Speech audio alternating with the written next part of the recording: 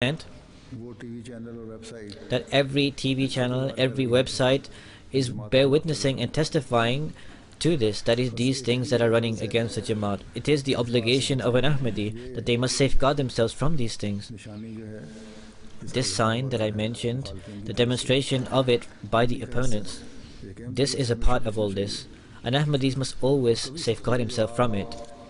Never reply to a harsh attitude in a manner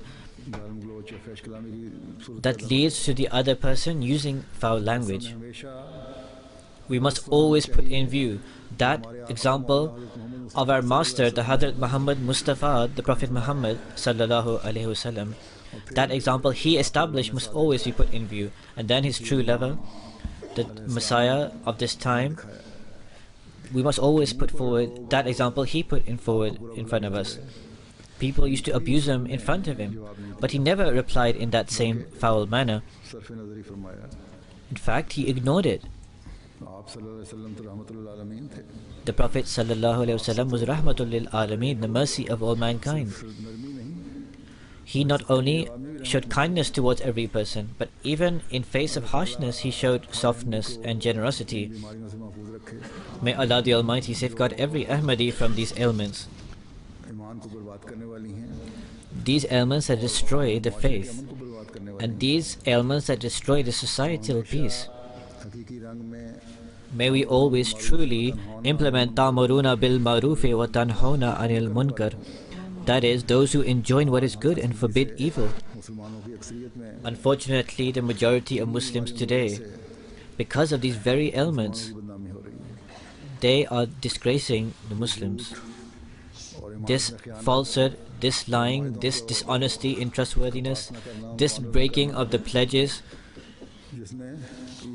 it is all of these things that is actually destroying the peace of nations.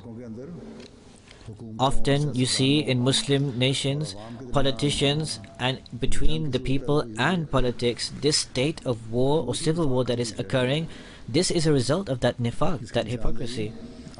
And this indication of this has been given by the Prophet Muhammad ﷺ. And taking benefit from this, that is that nifaq, that hypocrisy that is occurring in the Muslim countries. The non-Muslims, they are receiving the ammunition to perform every kind of disgraceful statements against this. A Jew wrote a column in an Israeli newspaper that the teaching of Islam is not for peace. And this is evident from the actions of these Muslims, that this is against peace. If this is a teaching of peace, then this person writes, then it is either in Judaism or it is in Christianity. And if there is any evidence of peace in Muslims, then that is a very small minority. That is, those people or those Muslims who speak about minority. So, those people whose teaching quite clearly teaches harshness, because of the actions of Muslims, they are raising objections against the teachings of Islam.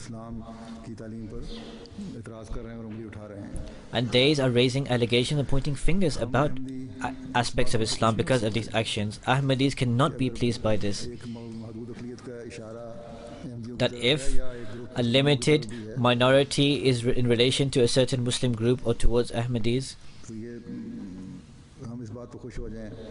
that we will be happy by this, that this minority group, that they are being referred to, they are not disgraced and they are speaking about peace, and that we should be happy that they are being referred in this way. We will only be happy at that time when the majority of Muslims, it is said in relation to them, that they are those who in light of the teachings of Islam are showing love, peace and harmony. They are those people who expound all of these things.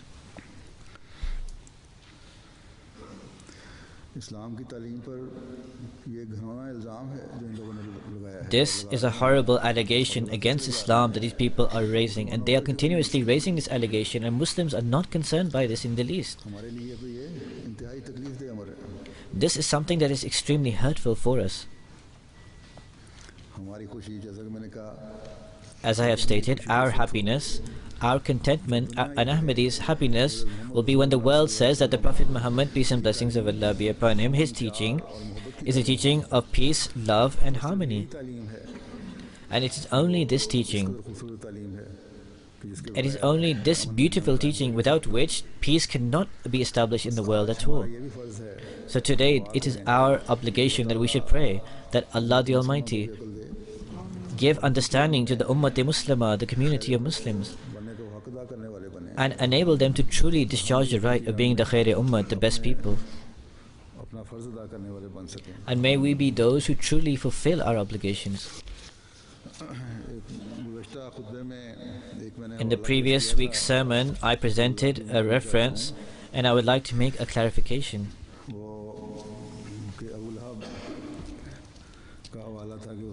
I gave a reference of Abu Lahab, that because of his bad treatment of the Prophet Muhammad ﷺ, certain wolves ripped him apart because of this insult.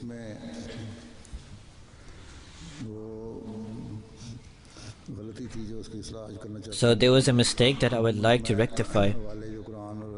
Normally the references of the Quran and Hadith and the Promised Messiah ﷺ, I check them myself or I get them checked from someone else. However, this was mentioned in a certain literature of the Jamaat by one of our scholars, and I assumed that it would be correct.